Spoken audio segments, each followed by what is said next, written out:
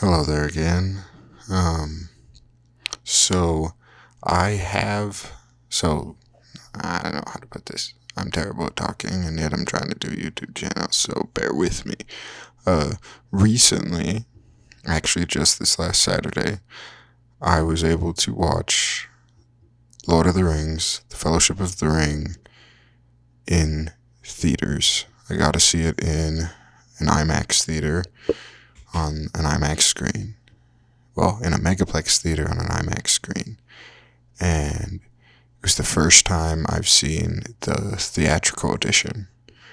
I've only ever watched the extended edition, and so it was really cool to see the theatrical edition in theaters. And that was a very interesting experience. It's also the remastered, so a lot of the, like, more vibrant colors and all those kind of things, and detail and everything. Like, that was awesome, but also it was cool because there's some shots in the theatrical version that are only in the theatrical version, which and I'd never seen before, and some of them are really cool. I will say this.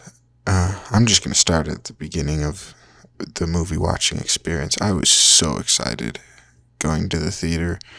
I love movie theaters, and being able to go and see Lord of the Rings, I never thought I'd be able to do that. I absolutely never thought I'd be able to do that.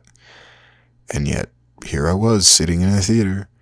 Yeah, I had a mask on, but I didn't care. I was going to watch Lord of the Rings. But when the movie started, I started to cry.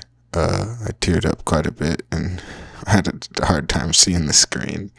I was so happy. I was so happy. Happy tears, not sad tears. And man, seeing the last alliance of men and elves on an IMAX screen, that was cool. And just the detail in the remastered, oh my goodness. The detail is insane. Like, just on the ring alone, when the black speech shows up engraven on the ring, it actually, you can see the grooves in the ring. It doesn't look like it's just on it. You can actually see the cut into the ring. It's actually really cool.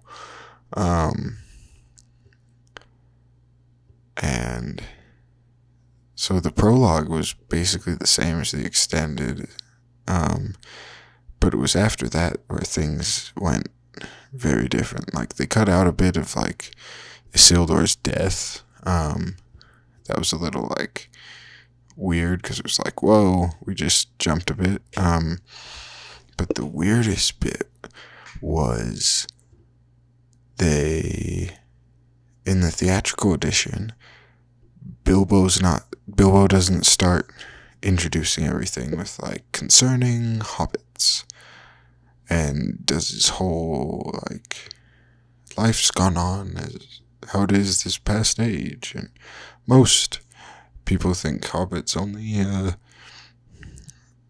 passions are for food, and for food, and that's to me, that just when I watch the extended edition, when I watch Lord of the Rings, that just instantly makes me feel at home hearing Bilbo talk about the Shire. And it was weird because it was Frodo and Gandalf, and talking about things and introducing things, which was weird. And you don't see Bilbo until Gandalf shows up at Bag End, which was really weird. Really, really weird. Sorry, I'm yawning. But the other weird realization I had is that I've watched the extended edition so many times. When they cut away and like did a faraway shot and had sound overlay, like just had a voiceover, I knew in my head, I knew which audio was supposed to be playing there, and it was different audio. And I was kind of like, man, have I seen these movies too many times? No, I have not. I can keep watching them over and over again. Hobbiton. Oh my goodness. Beautiful. Beautiful. Absolutely beautiful. It was just so cool. And then the fireworks in the remastered and on a big screen. That is so cool. So cool. One of the coolest things about this remastered edition that's come out is not like, yeah, it looks, in some places it looks a lot better and you can see more detail and a lot more color and everything. But the coolest thing that I had is the sound is, it seems mixed a lot better. And that, like in big group settings, like at the Council of Elrond when Frodo puts the ring down, you can actually, like, it's not just a bunch of mumbled whispers and stuff. You can actually hear people say like the doom of man and the one ring, and you can hear them say things, which was really cool. And there's a couple other moments like that. I think there was a moment like that in Bree, if I remember correctly. Let me just say, the Nazgul screech coming out of surround sound speakers in a theater is absolutely terrifying. Like, it already still gives me like chills every time. But it was like, it took me back to when I saw Lord of the Rings for the first time and was like in terror of that sound. It was just nuts, but also cool. Let me think. Okay, best part, like, I'm jumping quite a bit here. So I saw it with my brothers, and during the part with, before they take the pass of Caradhras, I can never say that right. And they hide from the Carbine from Dunland. My brother pointed out that you can see, like, clearly see their gear lying on the rocks in this remastered version. You can actually see it, like, lying out before they hide and grab it all, but you can actually, like, see it pretty clearly, which was actually really cool.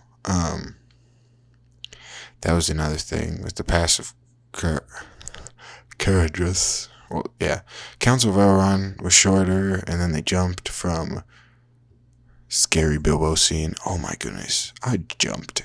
I knew it was coming. I knew it was gonna happen, and I jumped because in a IMAX theater where that scary face of Bilbo's takes up the entire screen and it's really loud. Yeah, that got me again.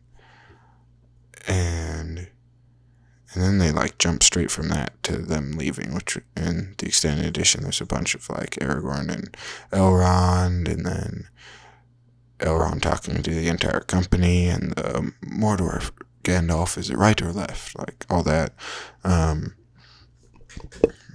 But jumping to the Mines of Moria, the best part of the movie, seeing in remastered and in an IMAX theater, Balrog, all the way. The Balrog, like, you have this kind of thing, like, you see, oh, Gandalf's face is taking up the entire screen, you're like, oh, it's just Gandalf, okay. When the Balrog's face takes up the entire screen, and it's roaring, and flame shooting out of its head and mouth and everything. You just sit there and you're just like, you are absolutely huge. It's absolutely amazing. And that scene was so cool to see. So cool. And Gandalf, you shall not pass. Though I kind of wish in the remastered if they could have figured out a way to make it you cannot pass, but whatever. It was still awesome. Still really good. And yes, I cried again. Even though I know Gandalf is coming back and everything, just that song gets me. Right after Gandalf dies and the company's outside the mines, it gets me every time. Lorien's a lot shorter in the theatrical edition. Frodo's the only one who gets a gift in the theatrical edition. Like, it does Galadriel, like, here, Frodo, here's the file, and it holds the light of Arendelle, our most beloved star, and then it's them rowing down the river. Nobody else gets gift. It's really funny. It was so funny. And then, that was one of the cool shots that's just in the theatrical edition, is after they pass the Argonath, and that was cool to see in IMAX. See the Argonath by Rowers Falls. That was so cool. But there's a shot of them after they've passed the Argonath, and it's looking back on the Argonath, and it's a beautiful shot, absolutely beautiful shot, but it's not in the extended edition. So I'm gonna have to try and get a screenshot of it somehow. And that just amazing. I was so happy to see it in theaters. It was just awesome. And yeah, Boromir died, and I cried again. And then it ended, and I cried again. But that was happy tears at the end, because I was so happy that I'd been able to see it in theaters. But watching it,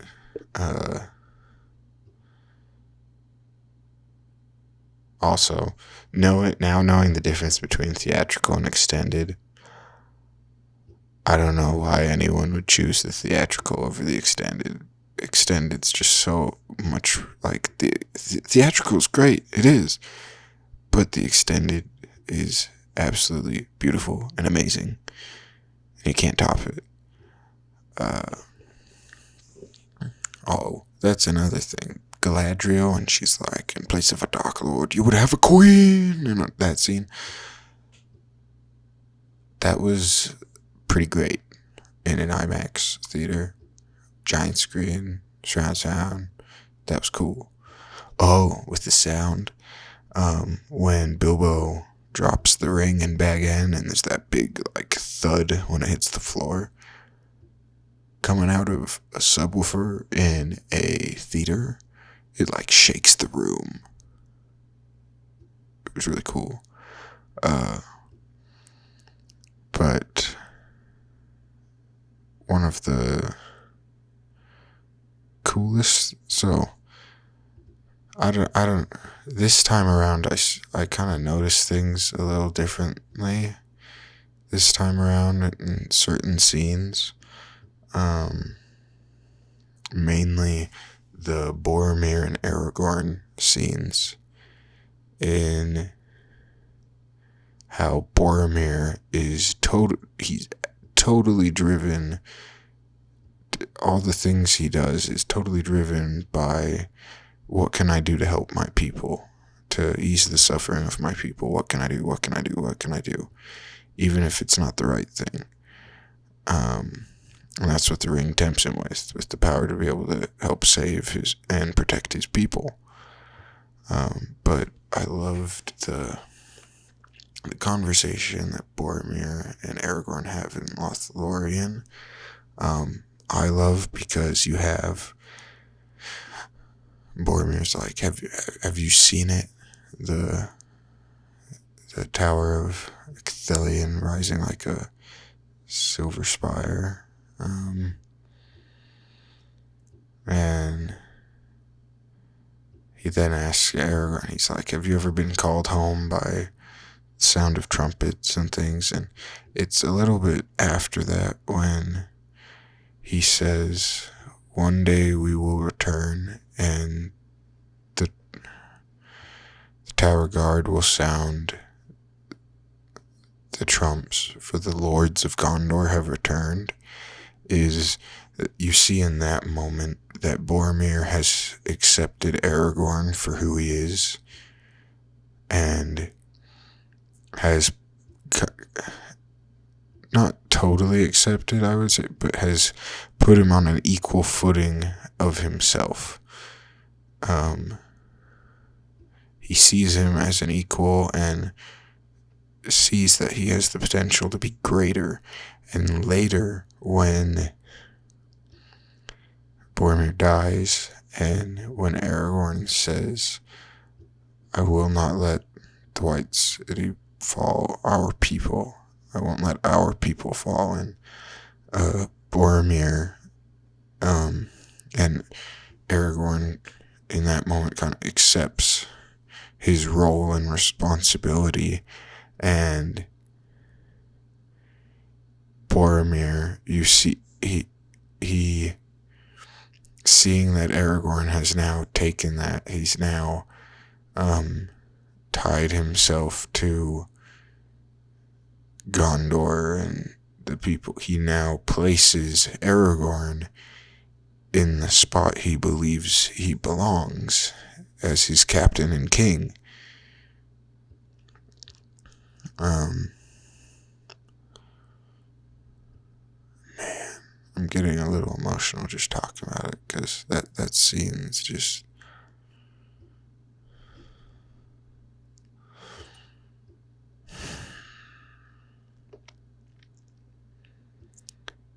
Man, I'm starting to tear up. This isn't good. I think one of the reasons I cry all the time in that scene is I relate the most to Boromir in making a mistake and then doing all you can to try and fix that mistake. And sometimes you don't fix the mistake and you suffer for it, and that's the price you pay for it. And other times you suffer, and that's the price you pay, but some good does come of it. And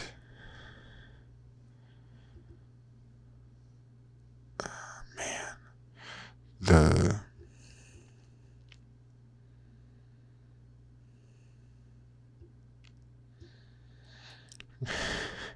Aragorn and Boromir's lines of,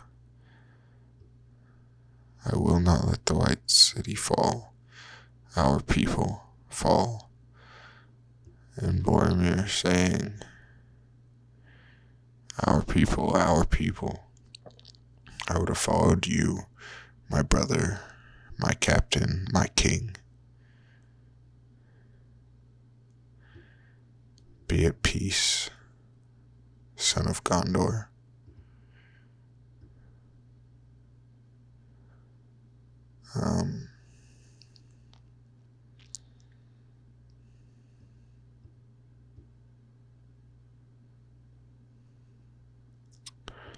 Yeah, it's kind of hard to express in words.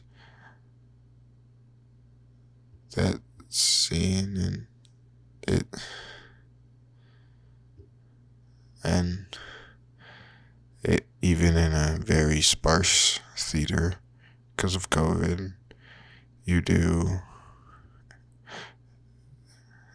You can tell very clearly that everybody else in the theater is crying along with you, and that's the power of these stories. That even if I've never met you, even if I've never talked to you before, we can go on this shared journey and have all these things, suddenly have all these things in common and all these things to talk about and these shared experiences and shared feelings.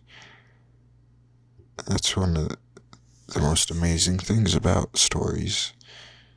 And I'm so very grateful for Tolkien and his work, and Peter Jackson and the crew and the actors and everyone who brought the Lord of the Rings movies to life in such a beautiful way. Thank you to all of you who worked on those. Even the remastering of it, thank you. And especially Tolkien. Thank you, Tolkien, for such wonderful stories and wonderful characters about, even if the story's not real, the truths and feelings are real.